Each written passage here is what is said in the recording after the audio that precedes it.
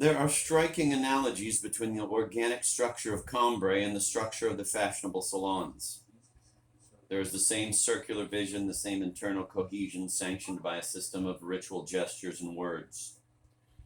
The Verdurin salon is not simply a meeting place, it is a way of seeing, feeling, judging. The salon is also a quote, closed culture, end of quote. Thus, the salon will reject anything which threatens its spiritual unity. It possesses an, quote, eliminative function, end of quote, similar to that of Cambrai. The parallel between Cambrai and the Verdurin salon can be followed all the more easily since the, quote, foreign body, end of quote, in both cases is the unfortunate Swann. His love for Odette draws him to the Verdurins. His crossing of social lines, his cosmopolitanism, and his aristocratic relations appear even more subversive at the Verdurins than at Cambrai. The, quote, eliminative function, end of quote, is exercised with great violence. The great aunt is satisfied with a few relatively inoffensive sarcasms in reaction to the general feeling of uneasiness caused by Swann.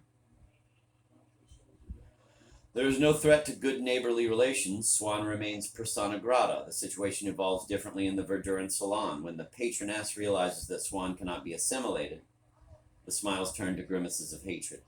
Absolute excommunication is pronounced. The doors of the salon are closed with a bang.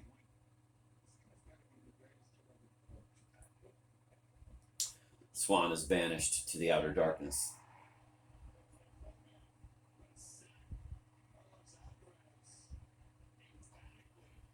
There is something strained and rigid about the spiritual unity of the salon which is not present at Cambrai. This difference is particularly finely drawn at the level of the religious images expressing that unity. The images used to describe Cambrai are generally borrowed from the primitive religions, from the Old Testament, and from medieval Christianity.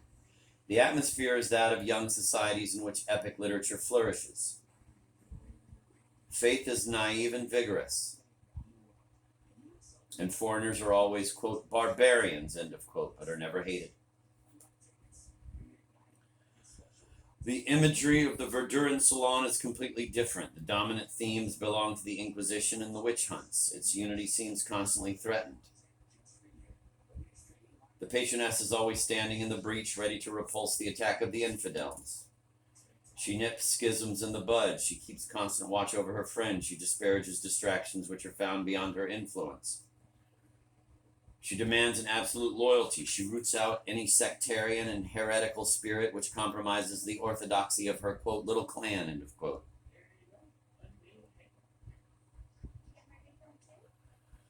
How can we account for the difference between the two different types of the sacred which give unity, the one to the Verdurin salon, the other to Cambrai? Where are the gods of Cambrai? Marcel's gods, as we've already seen, are his parents and the great writer Bergotte. They are distant gods with whom any metaphysical rivalry is completely out of the question. If we look around the narrator, we find this external mediation everywhere. Francois' gods are the family and especially Aunt Leonie. God for Marcel's mother is his father, whom she does not examine too closely in order not to cross the barrier of respect and adoration between him and her. The father's god is the friendly but Olympian Monsieur de Norpois. These gods are always accessible, always ready to answer the call of their faithful, always ready to satisfy reasonable demands, but they are separated from mortals by an insuperable spiritual distance.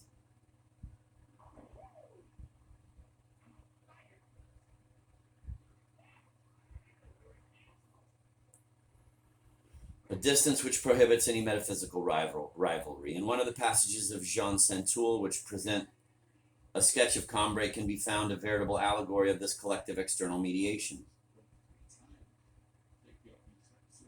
A swan symbolizes the mediator in the almost feudal universe of middle-class childhood. In this closed and protected universe, the prevailing impression is one of joy. In this case, the word swan is actually the creature. Nor from that general rapture was the swan accepted, moving slowly on the river, bearing he too the gleam of light and happiness on his resplendent body.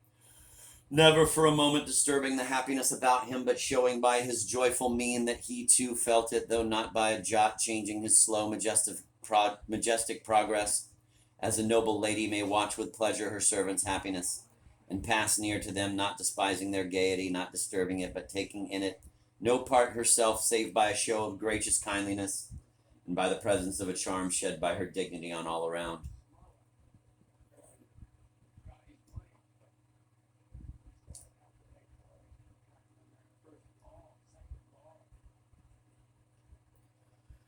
Where then are the gods of the Verduran salon to be found? The answer seems easy. In the first place, there are the lesser divinities, painters, musicians, and poets who frequent the salon, more or less ephemeral incarnations of the supreme divinity, art, whose slightest emanations are enough to throw Madame Verduran into ecstasies. There is no danger of the official cult going unnoticed, and its name, the quote Boeotians, end quote, and the quote Boers, end quote, are banished. Sacrilege is punished more severely than at Cambrai. The slightest heresy can provoke a scandal. The temptation is to draw the conclusion that faith is more vigorous at the Verdurans than at Cambrai. The difference between the two, quote, closed worlds, end of quote, the more rigid restriction of the salon would therefore seem to be explained by a strengthening of external mediation. At any rate, this is the conclusion suggested by appearances, but appearances are deceptive, and the novelist rejects this conclusion. Behind the gods of external mediation, who no longer have any real power at the Verdurans, there are the true hidden gods of internal mediation, no longer gods of love, but of hate. Swan, the last name, is expelled in the name of the official gods, but in reality we must see here a reprisal against the implacable mediator, against the disdainful gourmands who close their doors to Madame Verduran, into whose world Swan suddenly reveals that he belongs.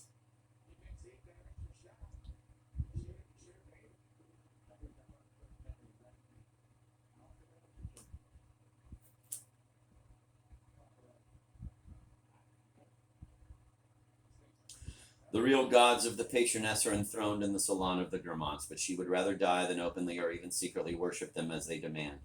This is why she carries out the rites of her false aesthetic religion with a passion as frenetic as it is mendacious. From Cambrai to the Verduran salon, the structure of the closed little world does not seem to have changed. The most obvious traits of this structure are merely strengthened and emphasized. The appearances are, if we might be permitted such an expression, more apparent than ever. The salon is a caricature of the organic unity of Cambrai, just as a mummified face is a caricature of a living face and accentuates its traits. On a closer examination, it is seen that the elements of the structure, identical in both cases, have a different hierarchy. At Cambrai, the rejection of the barbarians is subordinate to the affirmation of the gods.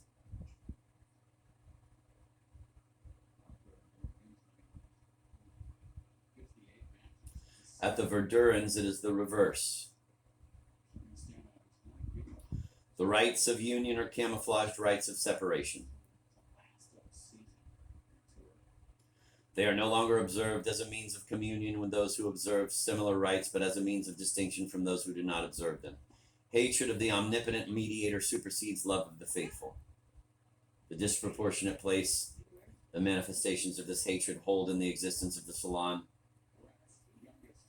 provides the single but irrefutable indication of metaphysical truth. The hated outsiders are the true gods.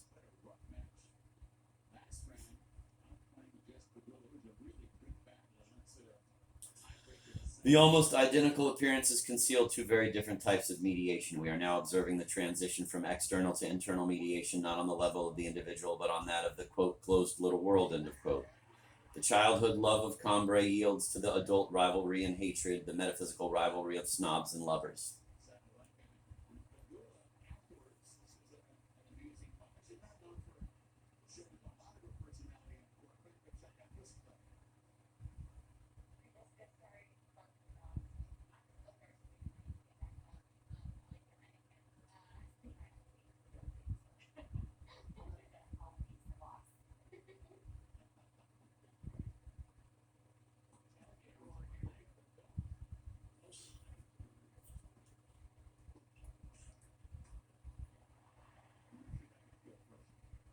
Collective internal mediation faithfully reproduces the traits of individual mediation. The happiness of being among one's friends is as unreal as the happiness of being oneself. The aggressive unity presented by the Verdurin salon to the outside world is simply a facade. The salon has only contempt for itself. This contempt is revealed in the persecution of the unfortunate Seignette.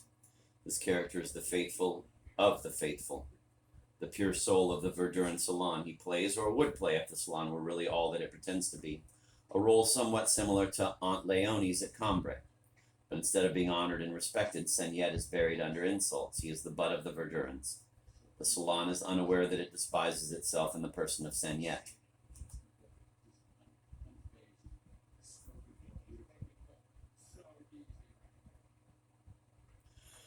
The distance between Cambrai and the life of the salon is not the distance separating true from false gods, nor is it the distance that separates a pious and useful lie from the cold truth. Nor can we agree with Heidegger that the gods have withdrawn. The gods are nearer than ever. Here the divergence between neo-romantic thought and novelistic genius becomes absolutely clear. Neo-romantic thinkers loudly denounce the artificial character of a cult confined to accepted values and faded idols in the bourgeois universe. Proud of their perceptiveness, these thinkers never go beyond their first observations. They believe that the source of the sacred has simply dried up. They never stop to wonder what might be hidden behind middle-class hypocrisy. Only the novelist looks behind the deceptive mask of the official cult and finds the hidden gods of internal mediation. Proust and Dostoevsky do not define our universe by an absence of the sacred, as do the philosophers, but by the perversion and corruption of the sacred, which gradually poisons the sources of life. As one goes further from Cambrai, the positive unity of love develops into the negative unity of hate, into the false unity which hides duplicity and multiplicity.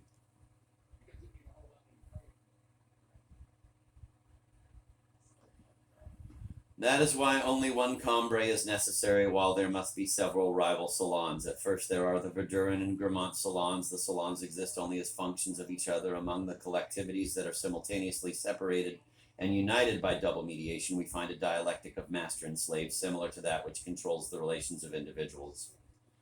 The Verdurin salon and the Grammont salon carry on an underground struggle for mastery of the world of fashionable society. For most of the novel, the Duchess of Grammont retains her mastery.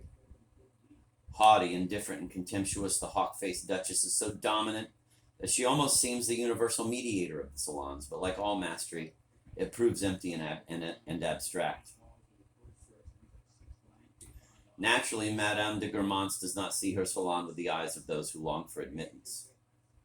If the bourgeois Madame Verdurin, who is supposed to be such an art lover, secretly longs only for aristocracy, the aristocratic Madame de Grammont dreams only of literary and artistic glories.